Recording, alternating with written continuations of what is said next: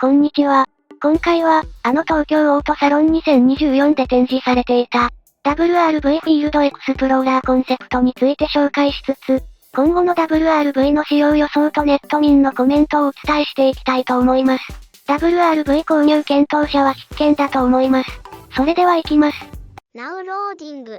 フィールドエクスプローラーコンセプトは、WRV のホンダ純正アクセサリーをベースにしながら、SUV らしいタフさや存在感をさらに際立たせるカスタマイズを施しているようです。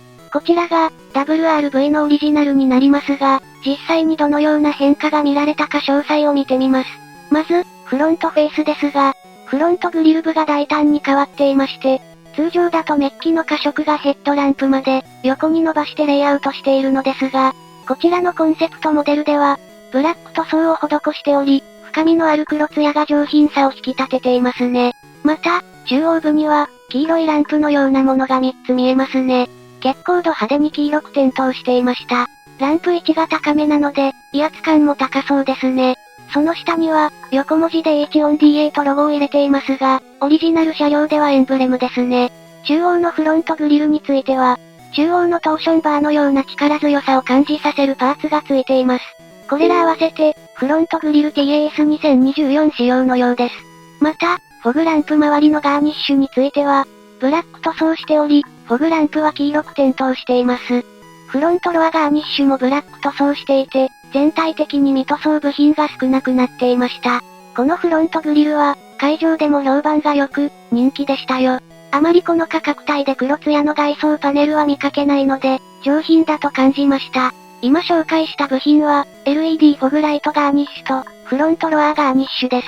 ネット民の感想としては、グリルについてる黄色のちょんちょんちょんが好き。フロントの純正メッキパーツを変更すると、最近のホンダのデザインに近づくので、こちらの方が良いと思いました。メッキ抜きの方が好印象。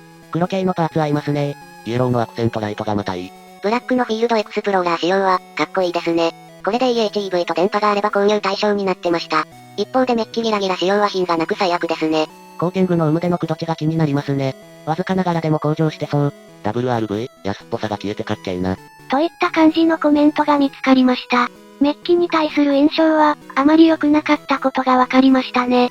全体カラーバリエーションからもメッキが入ってくると、少しごちゃごちゃするような気もしてきました。だから、黒艶をふんだんに用いて、深みのある褐色にして赤黒ベースのカラーの方が良さそう。そして、サイドから車両を見てみます。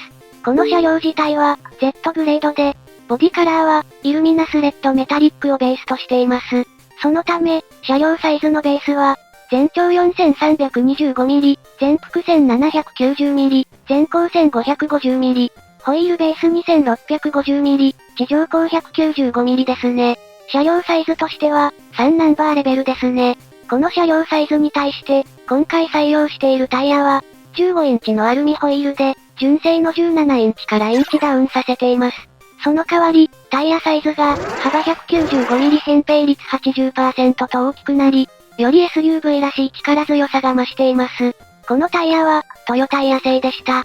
ホイールもアルミとは思えない質感で、好印象です。標準タイヤはこのような外観ですね。切削加工のデザインをメインにしていて、シルバー色が多めです。ということで、以上がタイヤとホイールの紹介でした。続いて、フェンダーガーニッシュについてですが、この加色部品でした。純正アクセサリーは、メッキベースの加色なのですが、WRV の文字がくっきり見えていますね。ただ、全部真っ黒になってしまっていて、WRV の文字がもはや見えない。そこを塗装するなら、フェンダー周りも塗装してくれてもいいのにな。このアクセサリーは市販化される際は修正してほしいですね。続いて、サイドロアガーニッシュですが、ここがブラック塗装されていますね。そして、もともと設定されていたメッキ加色がなくなっていました。このブラック加色おしゃれでいいし、メッキ加色がなくなってスッキリしていますね。遠目に見ると黒くて存在に気がつかないですが、近づいて見てみるとその上品さに惚れますね。WRV の標準仕様はこのような見栄えです。メッキと言いましたが、よく見るとシルバー塗装に見えますね。そんなにギラギラに輝いていないので、この配色もあまり悪くないですね。というより、この黒艶加色は、アクセサリー仕様にせずにハイグレードの仕様に含めても売れる気がしますね。サイドガラス周りについては、アクセサリーはなかったですが、ドアミラーは部分的にブラック塗装されていました。ところで話は少しそれますが、ドアサッシュの形状があまり見かけない形でした。この鉱石ドアのところとか、ドアの上部のあたりをよく見ると、ちょっと分厚くないですか？このせいか、サイドガラスも縦に短く、横長に見えますね。車角がやや大きくなりますが、エクストレイルだとサッシュが短めですね。そのせいなのか、WRV の室内に入ると、天井が高くて、すごく広く感じるんですよね。サイドガラスが小さいのが嫌な人は、気になるかもしれないですが、逆に室内が広く感じれるので、魅力の一つだと思いますよ。話は、サイドロアに戻りますが、こんなタフでかっこいい足回りにするなら、4WD 仕様もぜひ欲しいですよね。ネット民の声を確認してみたところ、この見た目なら4区と言い張れる。個人的には、ベゼルや ZRV よりはるかにいいせっかくいいのに、4区がな。2025年中には4区モデル出そうなので、北国住みの自分は待ち続けようと思います。が、しかし、250万円以上の値段になるだろうな顔。これに4ウドの設定が出たらいいな。といったように、一定数4区仕様を希望する声が見つかりましたね。4区仕様にして、どのくらいの車両価格になるのかも重要ですが、トヨタのラブ4やスバルのフォレスターなどの車両価格以下なら、個人的にありかも。ちなみに、WRV の車両サイズって競合車に対してどうなのかについても調べてみましたよ。車両サイズ比較のために、今回こちらの車両比較ツールを活用してみたいと思います。このツールの見方としては、左上に起点となる車両の情報を記載していて、その情報を右側のグラフに反映させています。そしたら、まずトヨタのラブ4あたりから比較してみますね。ラブ4は、右側のグラフ上で、赤い点線でサイズを示していますが、車両サイズとしては、WRV よりも、一回り大きいことがわかります。前幅も、WRV に対してやや大きいですね。しかし、驚きなのが、室内容量ですよ。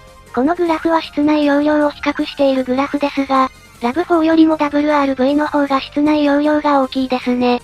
では、次に、車両サイズがやや小さく、5ナンバーサイズのトヨタのライズとの比較をしてみますね。ライズと比較をしてみると、WRV は全長が長いことが特徴と言えそうです。しかし、3ナンバーサイズなので、前幅はやや大きめですね。室内容量もほぼ同等ですが、奥行きがありますね。ついでに、エクストレイルも比較をしてみると、当たり前かもしれませんが、車両自体は一回り大きいです。ただ、室内容量はほとんど同じですね。横から見ると、少しだけ大きいし、こんないい車、なかなかないと思います。このことから、5ナンバーサイズよりも少しだけ大きくて小回りに利く車に乗りたい人は、この WRV がおすすめできそうですね。続いて、リアを見ていきます。まず、テールゲートブラッピングですが、このブラック化色のことですね。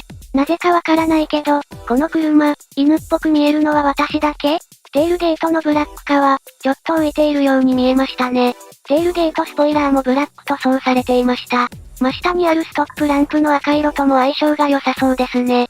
ちなみに純正のスポイラーはこんな感じでレッドです。これも悪くないですね。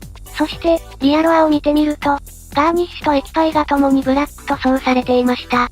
特に、このエキパイのブラック化は、かっこよすぎるんだが、純正アクセサリーのエキパイフィニッシャーで9900円だけど、同じ価格だったら間違いなく購入しますね。リアロアガーニッシュもいい黒ツヤ感でしたよ。